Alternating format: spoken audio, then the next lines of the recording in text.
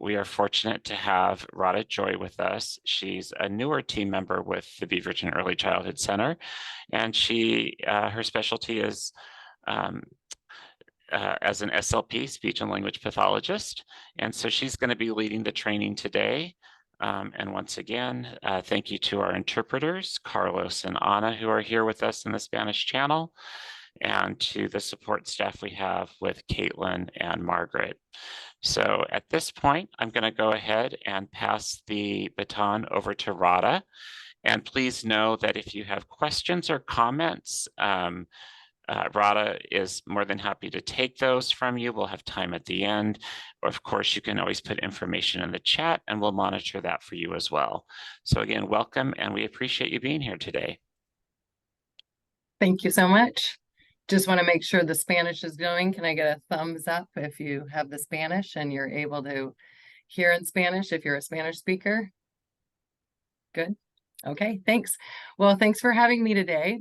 This is the first time I've done this training. I am a speech pathologist working with Northwest Regional. My name is Radha Joy. I've been a speech path in the public system, school system for almost about 20 years now, but I am new to working with Northwest Regional. I'm a mom of twins. I have sons, Zach and Gabe, and Zach, they're 12 years old, and Zach has Down syndrome. So about 10 years ago, when I was a new mom, I was working to successfully potty train my own children, and Zach was more difficult. Like I said, he has Down syndrome. So I went to a training with Northwest Regional, Northwest Down Syndrome Association, and with Ann Wilkinson, and she did a great training on toilet training, and I was very inspired by it. And I thought I would be hiring her to help me potty train Zach. But I took her advice, her sage advice, and followed it to the T and got my son potty trained. So I felt very encouraged by that. And over the past 10 years, I've given a lot of families and parents and teams that I've worked with some advice on toilet training. So although I'm new to doing this training, I feel like I do have some good experience under my belt, and I think this is a very important topic to talk about. So I'm really glad that those of you that are logged in today are joining us, and this will be recorded. So if you know someone else that might benefit from this training, please pass on the information to them so they can watch it after this is over. And with that said, this is hard work. So this is a really crappy job, no pun intended. It's hard work, but I'm committed to helping families get their kids potty trained. I actually prefer the term toilet trained, just because we're working on getting kids on the toilet, doing their business on the toilet. And, you know, we use the word potty, but I like the word toilet better. So you'll probably hear me use those two terms interchangeably throughout this session. But really getting your kids toilet trained is really what makes the difference, and how adults see your child, see our children's with disabilities. It's the most critical skill that you can help your child to accomplish. And with that said, it's the greatest gift you can really give your child. So I want you all to take this like very seriously. I know it's really important work. It's really hard work. And so, but I can tell you as a special educator, really it changes how people view your child and what we expect from them. And it's the single factor that overrides every opportunity in life, from daycare to preschool, to what kind of job, to where a kid or a young adult can live. So super important skill. Okay, so enough said about that. A quick review of what I hope to accomplish today. We're looking at talking about barriers to potty training, some steps to get there, some strategies and tips.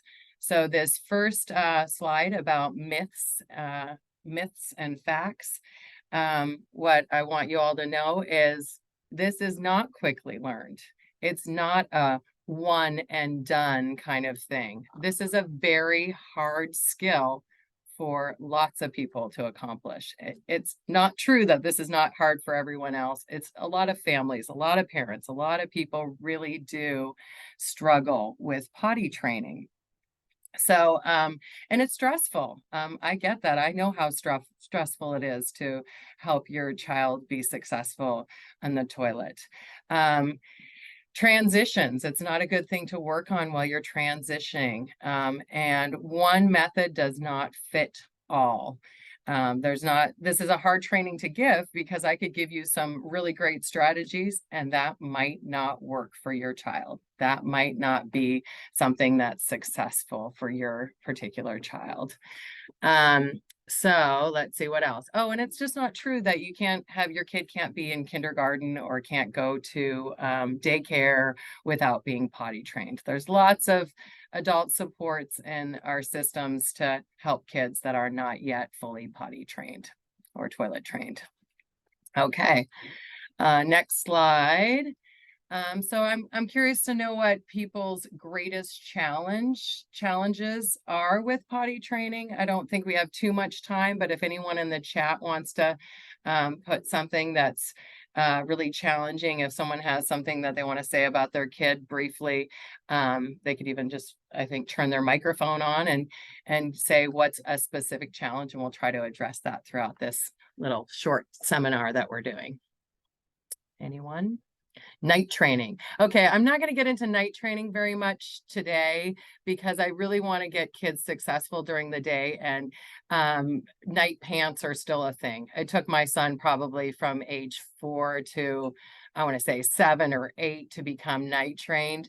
And so I'm not really going to get into night training. I want kids to be aware while they're awake, cognizant that they're dry or whether they're wet, and to start to have that recognition. I also saw someone writing a child that's 4, but with the mentality, with the cognitive and verbal and language skills of a 2-year-old. I am going to talk about that in the next slide a little bit. So that's good. And the ability to notify when they need to use the bathroom rather than after. Yeah, so I'm going to talk about that a little bit. And in terms of regression, I see that comment. You have to be easy on yourself. I think I'll say that a couple times throughout this session, is that a lot of people start and stop toilet training. Keep at it. It's not, like I said in the myths, it's not like a one and done. This is a process. This might take a long time.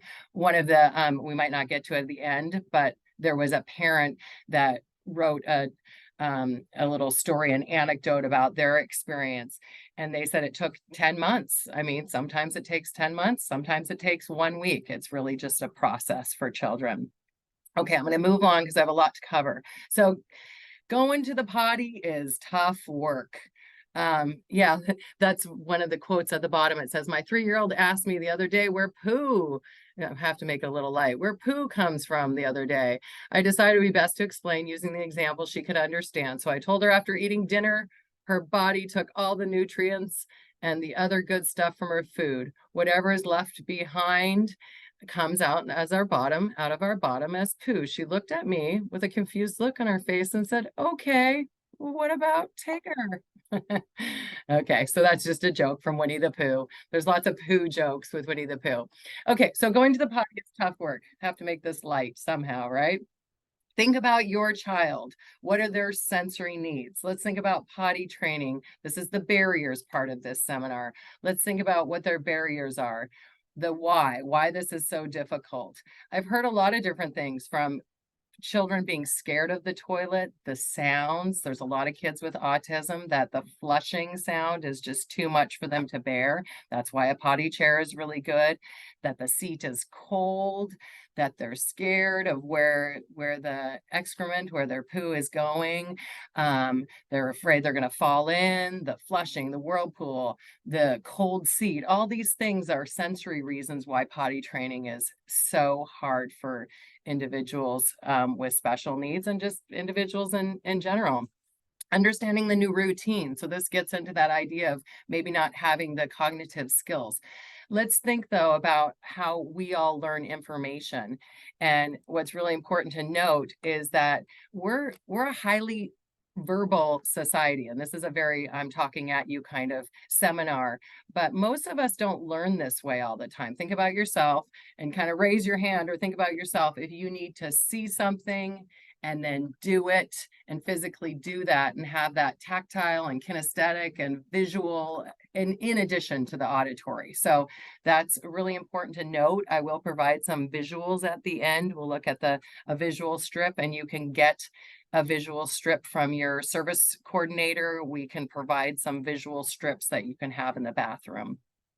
New routine, understanding that expectation, the communication, not understanding the directions, and then that point of letting family members, letting adults know when they need to go, and also just having that, the feeling, having the sensory aspect. I'm going to say this about 3 times in the next 15 minutes, because this is the one takeaway that I really want everyone to get from this seminar, and that's reframing our language. I'm a speech pathologist, so how many people say when they want to know if their kid is wet their diaper, "Are you wet? Are you wet? Are you wet?" Kids hear this all day long. No, no, no, no. We need to change that language right now, and let's all say it to ourselves. And let's change this to, "Are you dry?" Okay, did you get that? I'm going to say it again. Are you dry? Yes, I'm dry, Mom. Are you clean? Yes. We want it to be positive. We want to reframe our thinking, so it's always about, yes, I'm dry. That's what we want them to do. We don't want them to be wet, but we're asking them if we want them to be wet. So hopefully that makes sense to you. Start thinking about asking your child, "Are you dry?" This is key, key, key. Okay, so getting used to the potty. That's what we've been kind of talking about, is getting used to the potty. This is kind of in 3 dynamic steps. You have first getting used to the potty, then doing the adult guided, adult led potty training, and then child led. Okay, getting used to the potty. We've kind of already talked about some of this, but getting used to the feeling in the bathroom. Are they comfortable in the bathroom? Is it cold in there? Make sure it's clean. Make sure it's set up. Make sure there's some visuals. Make sure there's lots of modeling, mom or dad, siblings, lots of opportunities to observe. This is, again, the most critical skill you can help your child to accomplish. It's really the greatest gift you can give them. So work really hard and show them what you expect from them. Let's do the narration about what's happening in the body. "Oh, I just ate. My tummy is full. I feel that. Oh, toot, toot. Oh, maybe we have to go to the bathroom." We can't talk enough about it. There's a lot of really great stories, videos, Sesame Street, and there's a bunch of resources at the end of this slideshow that are great stories. "Everyone's got to poop," all those great stories. We really need to talk about changing your child in the bathroom, making sure it's in that space, putting the poop, the excrement into the toilet. That's where it goes. Talk them through the routine. And consistency, consistency, consistency. Take data. That's the other takeaway I want you to have from this seminar. Take data. You really should spend 1, 2, maybe 3 days figuring out what is your child's routine. When is it that they're going pee? When are they wet? When are they going poop? When are the times? Take that data. This book right here, can't see that, shoot. Steps to Success, Steps to Independence, Teaching Everyday Skills to Children with Special Needs. This is in the reference. This book, chapter 10, I don't know, because the background, it doesn't show. It's really good. In chapter 10, it's all about toilet training. It has great charts that you can take data for 2 days of what are the times that they're having their bowel movement. Maybe it's right after dinner. Maybe it's first thing in the morning. You want to know when that bowel movement is happening and you want to get to the toilet. Be ready to sit in the bathroom. Be ready to have some snacks in there. And be ready to spend some time and have some routine in there. Okay, here's our second step, the adult guided potty training. Excuse me. Factors. Excuse me real quick, Radha. Yeah. We have a Mhm. question in the chat. What is the name of the book again? I'll type it in the chat and the Yep. author. steps to independence, teaching everyday skills to children with special needs. And it's in the last slide with resources. Thank you. Chapter 10 is all about toilet training. It's a good book overall, but chapter 10 is about that. So we really want to consider, I've talked about some of these, but factors to consider as you start. Is your child able to stay dry for a couple hours at a time? That goes back to that question about, if my kid is really 4, but they're cognitively more at an 18-month-old level, maybe they aren't ready. But it's never too early to start talking about it, start modeling it, start doing that language. Are you dry? Oh, look, you're dry. Let's make it positive. Are you dry? Great, you're dry. Cool, we don't have to change. You're dry, you're still dry. Wondering if your child is, here's the next part, sorry. Taking data about bowel movements. Is it around the same time every day? Take that data. Know when your kid, take the data and know if your kid is having a BM at a certain time. Is your child bothered by a wet or soiled diaper? I hear this a lot, especially with kids on the spectrum. They're just not knowing that they're wet. But here's also the problem. If you're using diapers, they're going to not feel it because diapers are really great at wicking away the moisture. So you've got to get out of diapers. I love the story at the end of this slideshow. That's from a family that they were, I don't know if I'll get to it, so I'll just kind of give the abridged version. The child was sick. They either had money for medicine or for diapers. And this story just gives me the goosebumps. And they went for the medicine for their child. There were no more diapers. And they were in underwear. And by the end of that day, the kid was able to go to the bathroom and the toilet. I had a similar experience. I just told my son, diapers are gone. And that doesn't apply to night pants or night diapers, pull-ups for the night. But just during the day, you just got to do away with those diapers because kids can't feel when they're wet. And so there's some really good tips at the end, and I guess I could just go into it now, but there's a really good tip of just picking out your favorite pair of underwear, letting your kid go to the store. Maybe they really like Dora the Explorer, Mickey Mouse, and let them pick out, I want Mickey Mouse today. Let's keep Mickey Mouse dry. Put on those favorite underwear. Put on the favorite Buzz Lightyear underwear, whatever that might be. Keep Buzz dry today. Then if they get their underwear soiled or wet, back to plain old white underwear. So I'll talk a little bit more about that later, but getting rid of those diapers, they have to go away. That's the bottom line. A lot of people talk about doing, what do you call it?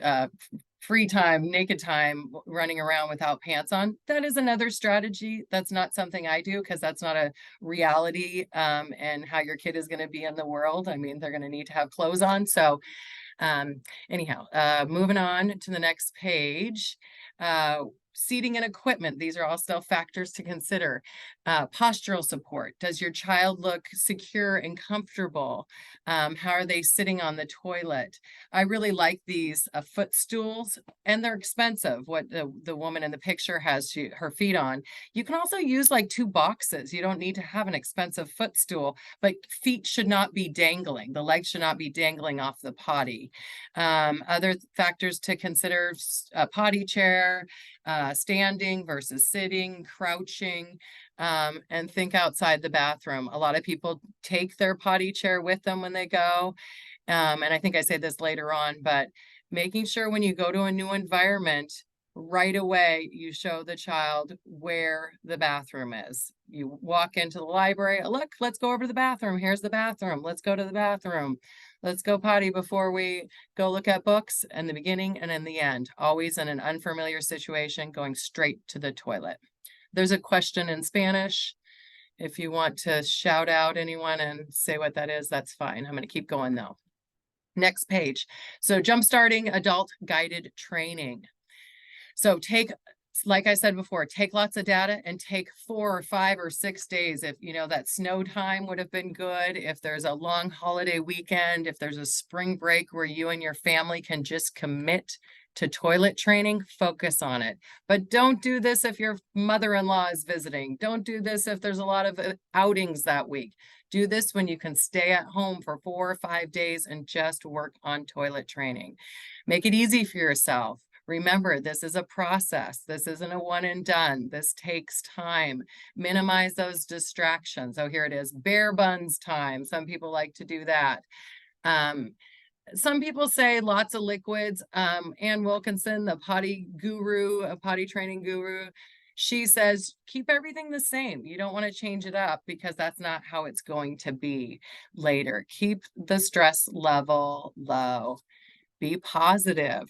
Realize this goes on and on. This is a long process. Next page, the goal in adult guided training is to help them learn the routine, help them have opportunities, lots of consistency and times to get into the toilet. Take that data. When are they wet? Use timers.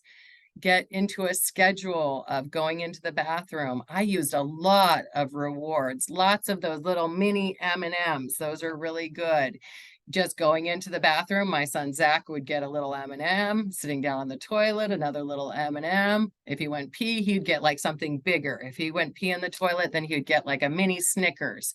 Big rewards, big celebration, big potty dance, make it fun. First, you get to do this.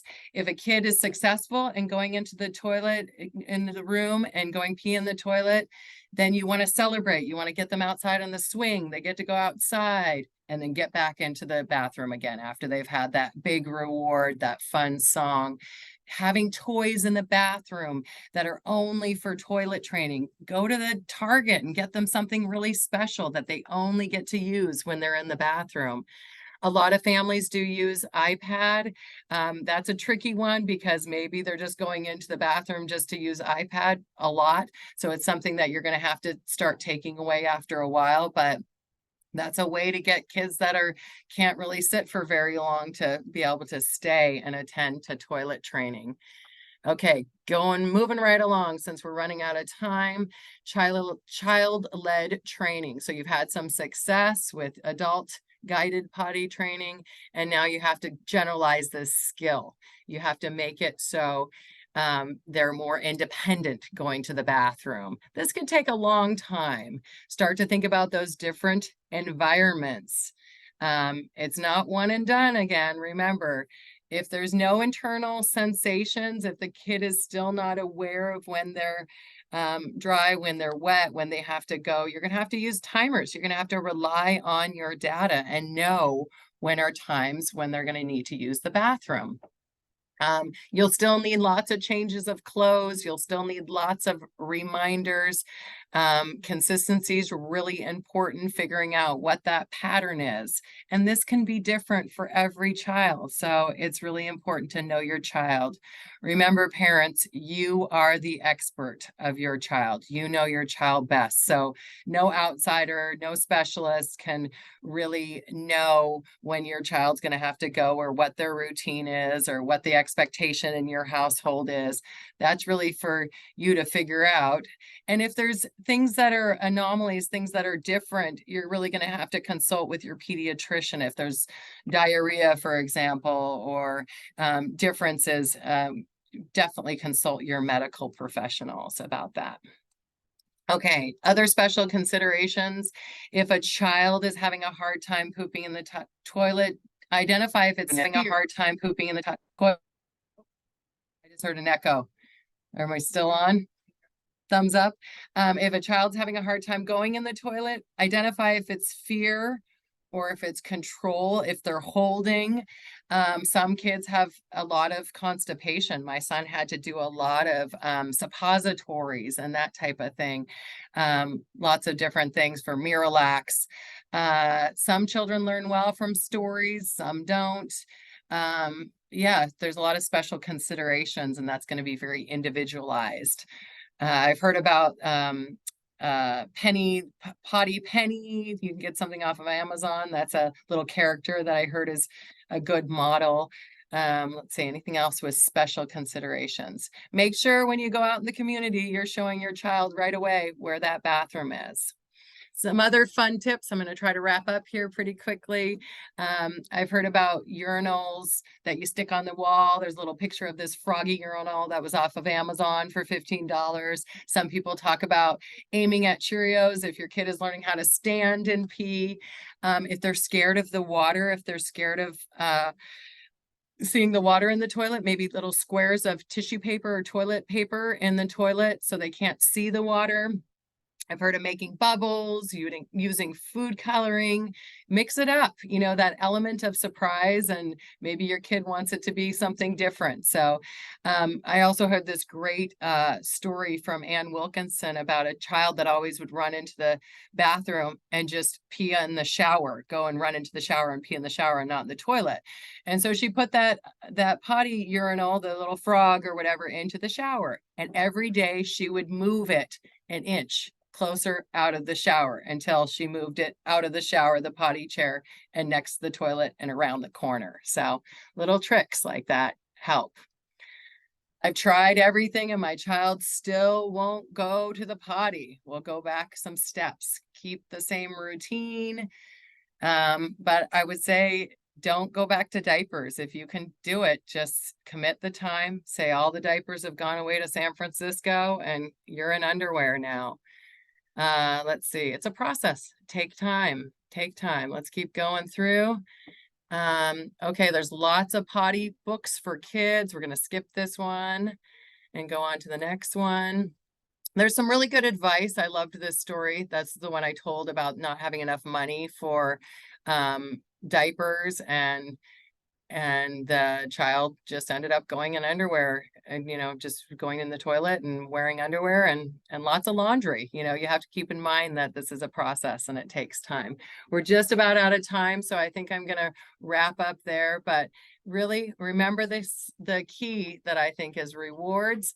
And the key is to ask your child, are you dry? Keep it positive. Yes, I'm dry. This is what you want them to do. You want to model the behavior that you want to have from them, which is that they're dry and that they're clean. So instead of asking them a million times in a day, are you wet? Let's say, are you dry? C, yes, I'm dry. Are you clean? Yes. Awesome. We don't have to change. The act of sitting on the toilet is stressful. We have to figure out what the barriers are. You have to take the data, keep going through. I'm on Ann's tips and, I guess I went through a couple more slides. Sorry. I'm a few through. We have a lot more that we didn't get to cover. But yeah, even one more, Ann's tips and tricks. Ann Wilkinson is the potty training guru that trained me. The act of being on the toilet is stressful. Kids are scared of it. They don't know where this is going to. So the very next page says, use the language, keep it positive, and just keep trying. You are the expert of your child. I love this potty training schedule for girls. We have a couple visuals. Your service provider can provide you with this. There's one for girls and there's one for boys, and there's lots of references. So I think people can get copies of this slideshow if they want. There's a lot more information that I probably didn't quite cover. It's a short presentation, but I think I'll wrap it up there. Thank you for coming today on this Friday afternoon. Thank you so much, Rod. I really appreciate you doing this for us today. Welcome. We will have this presentation available on the Northwest Regional ESD YouTube channel, and that recording will get sent out via the .gov delivery system. So how you knew about this through that invitation, there'll be a follow-up email that will let you know when it is available and posted on our website. It usually takes us about a week to make sure that everything is video correct and captions are working. But give us about a week. If you would like a copy of this presentation, please feel free to reach out to me. I'm going to put my email in the chat. And if you send that to me, I'll ask one of my assistants to make sure that they get it out and share it with you. So again, thank you so much for being here today and being part of our community. And our previous Caregiver Connection activities are available and posted on our website. on our YouTube channel. And so you can go back and review the ones that we have done this school year. And if you have any suggestions for topics that you would like us to focus on in the future, please feel free to email me as well. And I will make sure that I find specialists that can provide that to you and your families. So again, thank you so much for being here. Have a wonderful weekend.